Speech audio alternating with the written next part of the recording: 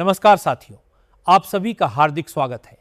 आज की यह विशेष रिपोर्ट देश के उन लाखों ईपीएस 95 पेंशन भोगियों, कर्मचारियों और उनके परिवारों से जुड़ी है, जिनकी निगाहें लंबे समय से पेंशन व्यवस्था में सुधार की संभावनाओं पर टिकी हुई है। जब भी संसद का सत्र शुरू होता है, जब श्रम एवं रोजगार मंत्रालय की कोई महत्वपूर्ण बैठक होती है या जब कर्मचारी भविष्य निधि संगठन यानी ईपीएफओ की ओर से कोई नई सूचना सामने आती है, तब लाखों लोगों के मन में एक ही सवाल उठता है कि क्या इस बार न्यूनतम पेंशन को लेकर कोई ठोस फैसला होगा? क्या लंबे समय से उठ रही मांगों पर कोई सकारात्मक प्रगति देखने को मिलेगी? और क्या उन वरिष्ठ नागरिकों को राहत मिलेगी जिन्होंने अपने जीवन के कई दशक देश के उद्योगों, फैक्ट्रियों, निजी संस्थानों और विभिन्न संगठनों में काम करते हुए बिताए? आज हम इसी विषय को विस्तार से समझेंगे। हमारा उद्देश्य किसी प्रकार की अफवाह या अपुष्ट जानकारी फैलाना नहीं है, बल्कि उपलब्ध आधिकारिक तथ्यों, सार्वजनिक चर्चाओं और विभिन्न पक्षों के विचारों के आधार पर आपको संतुलित और जिम्मेदार जानकारी देना है, ताकि आप पूरे विषय को आसानी से समझ सकें।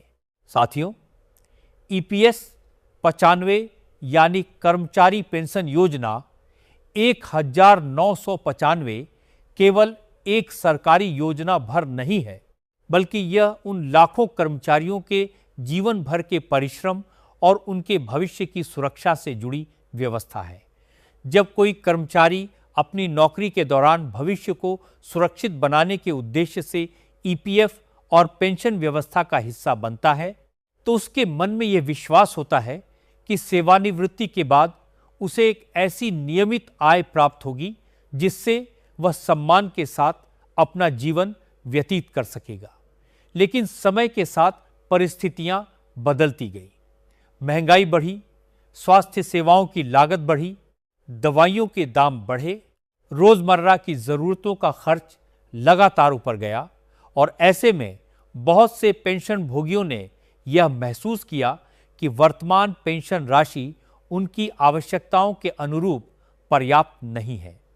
यही कारण है कि वर्षों से विभिन्न कर्मचारी संगठनों और पेंशन भोगी संगठनों द्वारा न्यूनतम पेंशन में वृद्धि की मांग लगातार उठाई जाती रही है। देश के अलग अलग राज्यों में कई बार पेंशन भोगियों ने अपनी मांगों को लेकर ज्ञापन सौंपे, शांतिपूर्ण प्रदर्शन किए और संबंधित मंत्रालयों तक अपनी बात पहुंचाने का प्रयास किया। इन मांगों में सबसे अधिक चर्चा उस प्रस्ताव की रही जिसमें कुछ संगठनों ने न्यूनतम पेंशन को 7,500 प्रतिमाह करने तथा महंगाई राहत से जोड़ने की मांग रखी। यहां यह बात स्पष्ट रूप से समझना आवश्यक है कि यह विभिन्न संगठनों द्वारा उठाई गई मांग है। इसे तब तक लागू हुआ निर्णय नहीं माना जा सकता जब तक सरकार या संबंधित प्राधिकरण की ओर से कोई आधिकारिक अधिसूचना जारी न की जाए। इसीलिए सोशल मीडिया या अन्य माध्यमों पर आने वाली किसी भी अपुष्ट जानकारी को अंतिम सत्य मानने के बजाय हमेशा आधिकारिक सूचना का इंतजार करना ही सबसे उचित और जिम्मेदार तरीका है। यही कारण है कि जब भी संसद में श्रम, सामाजिक सुरक्षा, पेंशन व्यवस्था या ईपीएफओ से जुड़े विषयों पर चर्चा होती है, लाखों पेंशन भोगियों की उम्मीदें एक बार फिर जाग जाती हैं। कई लोग ये जानना चाहते हैं कि क्या सरकार इस विषय पर कोई नई नीति ला सकती है? क्या पेंशन व्यवस्था में सुधार की दिशा में कोई महत्वपूर्ण कदम उठाया जाएगा?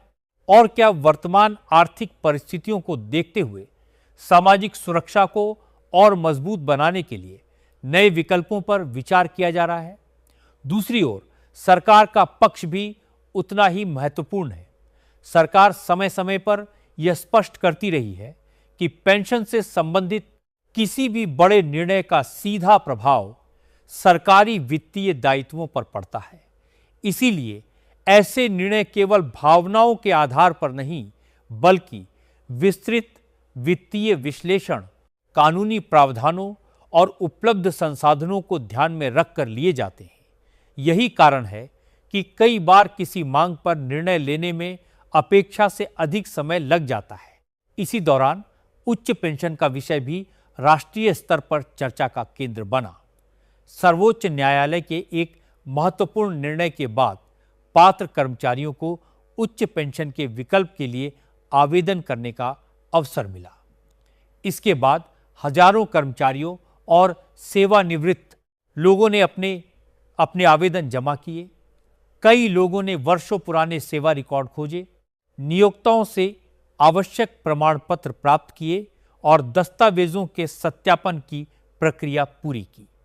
हालांकि बड़ी संख्या में ऐसे आवेदक भी सामने आए जिन्होंने बताया कि उनके मामलों में प्रक्रिया अपेक्षा से अधिक समय ले रही है। कहीं पुराने रिकॉर्ड उपलब्ध नहीं थे, कहीं दस्तावेजों के मिलान में समय लगा, तो कहीं तकनीकी कारणों से आवेदन लंबित रहे। ऐसे मामलों ने यह भी दिखाया कि पेंशन व्यवस्था को अधिक डिजिटल, पारदर्शी और समयबद्ध बनाने की आवश्यकता पर लगातार चर्चा हो रही है।